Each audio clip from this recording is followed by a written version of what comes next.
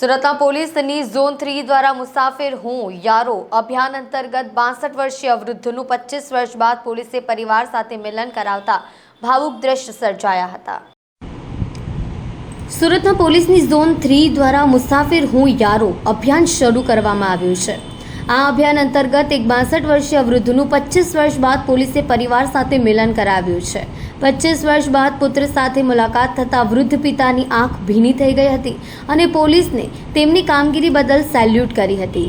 આ વૃદ્ધ સુરતમાં બ્રિજ નીચે જ રહી જીવન ગુજારતા હતા। પોલીસને જ્યારે આ વૃદ્ધ વિશે માહિતી મળી તો આ વૃદ્ધને પોલીસ મથકે લાવી તેઓના પરિવાર વિશે તપાસ હાથ ધરી હતી અને આખરે 25 વર્ષ બાદ આ વૃદ્ધનું તેના પરિવાર સાથે મિલન થયું છે।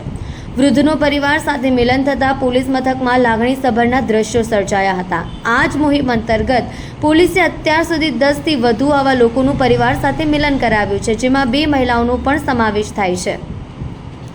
સુરત શહેરની અંદર ઝોન 3 દ્વારા મુસાફરી હું યારો મુહિમ ચાલુ કરી છે, જે અંતર્ગત મૂળ મહારાષ્ટ્રના સાંગલીના વતની 62 વર્ષીય મોહમ્મદ ઇલ્લાય મુલ્લા કે જેઓ લાકડીના સહારે ચાલે છે અને મૈધરપુરા અમીશા 4 રસ્તા પાસે બ્રિજ નીચે રહી માંગીને ખાતા હતા। છેલ્લા 25 વર્ષથી પોતાના પરિવારથી વિખૂટા થઈ ગયા હતા।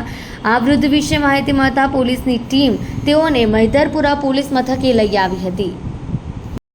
આપ લોગ જાણો છો તેમ સુરત શહેરમાં ઝોન 3 ની ટીમ દ્વારા એક અભિયાન અમે સ્ટાર્ટ કર્યું હતું, જેનું નામ રાખેલું હતું મુસાફિર હું યારો।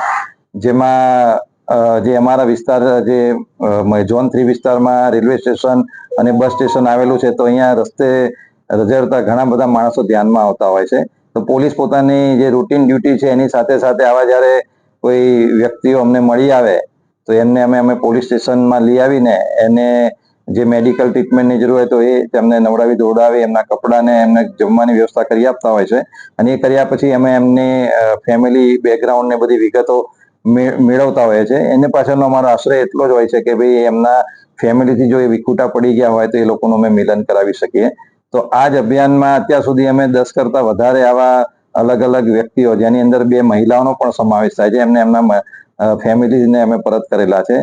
પરંતુ આજે એક કિસ્સો એવો બનેલો છે જેની અંદર મોહમ્મદ ઇલ્હમ મુલ્લા, જેમની ઉંમર 62 વર્ષ છે, અને અમને માહિતી મળેલી હતી કે બ્રિજની નીચે ઘણા વખતથી એમણે રસ્તે રખડે છે અને એમની તબિયત પણ ખરાબ છે, લાકડીના સહારે ચાલતા હતા। તો અમારી પોલીસની ટીમ એમને 1 વીક પહેલા પોલીસ સ્ટેશન લઈ આવી હતી અને એમને સારવાર કરાવી, એમને નવડાવી ધોડાવીને સ્વચ્છ કપડાં પહેરાવ્યા અને એમનું કાઉન્સેલિંગ કરતા જાણવામાં આવેલું કે આજથી 25 વર્ષ પહેલા તેઓ સાંગલીથી સુરત આવેલા હતા અને 25 વર્ષથી અહીંયા સુરત ખાતે એ આવી રીતે રસ્તા ઉપર પોતાનું જીવન ગુજારતા હતા।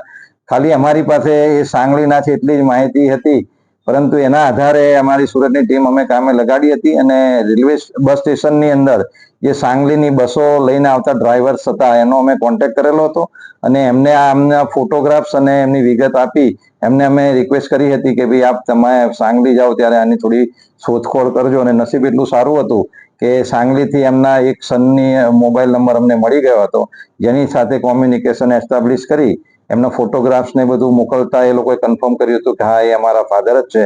અને એમનો ફેમિલીનો કોન્ટેક્ટ થતા આજે એમનો દીકરો જે કર્ણાટક રહે છે, તો કર્ણાટકથી એમનો એક દીકરો આજે એમને લેવા માટે આવેલો છે અને આજે 25 વર્ષ પછી ફાધર અને પુત્રનું મિલન કરેલું છે અને બધા અત્યારે ખુશ થઈને એમના પોતાના પરિવારનું મિલન કરી પોતાના પરિવાર પાસે મોહમ્મદ ઇલ્હિમ જશે। એટલે પોલીસનો અમે ખૂબ જ અમે આજ આનંદિત છીએ કે ભાઈ આજે એક પરિવારને અમે મિલન કરાવી શક્યા। Thank you. કેટલા દિવસ લાગ્યા અને કેટલી ટીમો કામે લાગી?